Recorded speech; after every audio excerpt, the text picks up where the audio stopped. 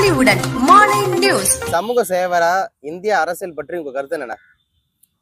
இன்றைய இந்தியா எப்படி இருக்குதுன்னு சொல்றேன். அரசியல்ல இது பக்கா பிளானிங்கோட இன்றைய ஆட்சி நடந்துட்டு இருக்குது. தொலைநோக்கு பார்வைன்னு சொல்லுவாங்க இல்லையா. ஆரம்ப காலகட்டத்தில் இந்தியாவுக்குள்ளார ஊடுருவி வந்தாங்க ஆரியர்கள். ஒரு மத போர்வையை இந்தியர்களுக்கு போட்டுனாங்க. இந்து இந்து இந்து. அதனால அவங்க நிறைய பணம் சம்பாதிக்க ஆரம்பிச்சாங்க. அதை வச்சு ஒரு மன்னர்கள் ஆட்சியில் பார்த்தீங்கன்னா, மன்னர்கள் காலத்தில் உள்ள அரண்மனைகள் எல்லாம் இருக்கு இல்லையா.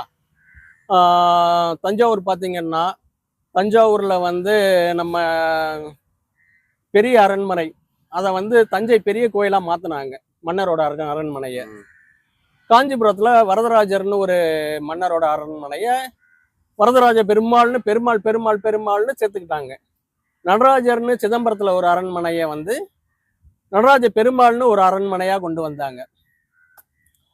பெருமாள்னு கொண்டு பெருமளவு மாலை சம்பாதிக்கிறாங்க. அட்டாச்மெண்ட் பண்ணி சம்பாதிச்சுட்டு அப்படி சம்பாதிச்சு பத்துலன்னு சொல்லி பார்த்துட்டு இன்னைக்கு அவங்க சமூகமாக ஒரு ஜாதியாக உருவாக்கி அந்த காலத்துலேருந்து இந்த காலம் வரையிலும் பல ஜாதிகளை உருவாக்கி அந்த ஜாதிகள்லாம் கீழ்த்தரமாக வச்சுட்டு இவங்க மட்டும் மேல் ஜாதி உயர்ந்த ஜாதின்னு தங்களை வளர்த்துக்கிட்டு இன்னைக்கு ஆட்சியை தக்க வச்சு பிடிச்சிட்டாங்க. மன்னர்களோட அரண்மனைகளை அப்படி பிடிச்சாங்களா அன்னைக்கு. மன்னர்களோட சொத்துக்கள் எல்லாம், மன்னர்கள் சொத்தெல்லாம் இவங்க சொத்து, கோவில் சொத்து, பெருமாள் சொத்துன்னு பெருமாளா ஆக்கி அந்த சொத்தெல்லாம் இவங்க விற்று தீர்த்து முடிச்சுட்டாங்க. இன்னைக்கு டோட்டலாக இந்தியாவை மொத்தமாக ரொம்ப ஒரு தரமட்டமாக ஆக்கி கொண்டு வந்துட்டாங்க. கொண்டு வந்தது மட்டும் இல்லாமல் பெருமளவு மால்னு வாங்கி இன்னைக்கு ஜிஎஸ்டியை பெருமளவு மாலா வாங்கி இந்தியர்களோட மொத்த பொருளாதாரத்தையும் ஸ்டாப் போட்டு உறிஞ்சி முடிச்சுட்டாங்க. வேற என்ன கேட்குறீங்க? ஓகே, நான் அவங்க எப்படி வந்தாங்க? ஆரம்ப காலகட்டத்தில் வரலாறு, உங்க வரலாறே சொல்லுது. இந்தியர்களோட வரலாறு கைபர் கணவாய் வழியா ஊடுருவி வந்தாங்க. வழியில உள்ள கால்நடைகள்லாம் திருடி கொண்டு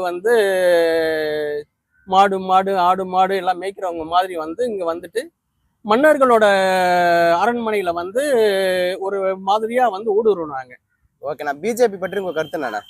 பிஜேபி அவங்களோட தான். பிஜேபி ஆர்எஸ்எஸ் இயக்கத்தை இந்தியா சுதந்திரத்துக்கு முன்னாடி ஆரம்பிச்சு எப்படியாவது நாட்டை கைப்பற்றணும் அப்படின்னு சொல்லிட்டு இந்தியாவை கைப்பற்றுறதுக்காக தொடர்ந்து நல்லவர்களெல்லாம் கொலை பண்ணாங்க. நான் பொதுவாக காந்தி எடுத்துக்கிட்டிங்கன்னா ஒரு நல்லவர். அவர் நம்ம நாட்டுக்கு சுதந்திரம் வாங்கி கொடுத்தாருன்னு அவரை ஃபர்ஸ்ட் காலி பண்ணாங்க. இப்போ காந்திலாம் யாருன்னு பார்த்தீங்கன்னா எல்லாருமே இவங்க மதத்தை உருவாக்கி மதத்தில் இவங்க மட்டும்தான் இந்து, மற்றவங்களாம் யாருமே இந்து கிடையாது, மதசார்பற்றவர்கள்னு சொல்கிறாங்க. ஏன்னா அதை இந்து மதத்தை உருவாக்கி அந்த மத போர்வையில பூணூலை போட்டுக்கிட்டு நாங்கள் மட்டும்தான் இந்து, எங்களை மட்டும்தான் வழிபடணும், நாங்கள் மட்டும்தான் கடவுளை வழிபடுவோம்னு சொல்லிட்டு மன்னர்களோட இடத்துல அவங்களோட கருவறையில போயிட்டு அதாவது அவங்க தூங்குற இடத்துல போயிட்டு ஒவ்வொரு சிலையை உருவாக்கி வச்சுட்டாங்க. அந்த மன்னரோட பேருக்கு பின்னாடி பெருமாள்னு வச்சு ஒவ்வொரு சிலையா வச்சுட்டு மன்னர்களோட சொத்தை முழுக்க ஆட்டையை போட்டாங்க.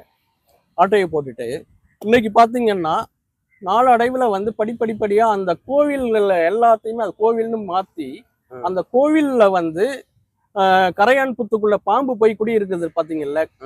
கரையானெல்லாம் சாப்பிட்டு முடிச்சிடும். அப்ப அந்த கரையான்றது நம்ம இந்தியர்கள், பாம்புன்றது அவங்க. அதனாலதான் அன்னைக்கே பெரியார் சொன்னாரு, பாம்பையும் அவங்களையும் ஒன்னா பார்த்தா முதல்ல அவங்கள அடிங்க, அப்புறமா பாம்பு அடிங்கன்னு சொன்னார். அவ்வளவு விஷம் நிறைந்தவர்கள்னு தெளிவா சொன்னாரு.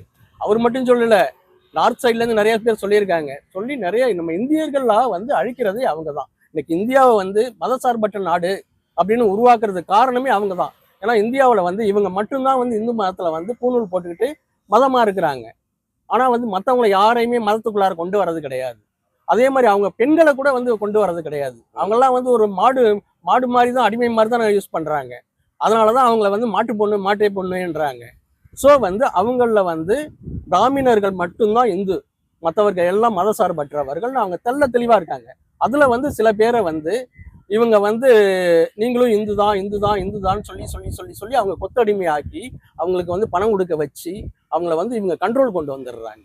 கண்ட்ரோல் வந்துட்டு அவங்க தான் வந்து இன்னைக்கு வந்து நிறைய பேர் வந்து சங்கிகள்ன்ற மாதிரி ஒரு பேரை கிரியேட் பண்ணி அவங்களோட பேரை கெடுத்துட்டு இருக்கிறாங்க. மதசார்பற்றவர்கள் பேரை கெடுத்துக்கிறாங்க.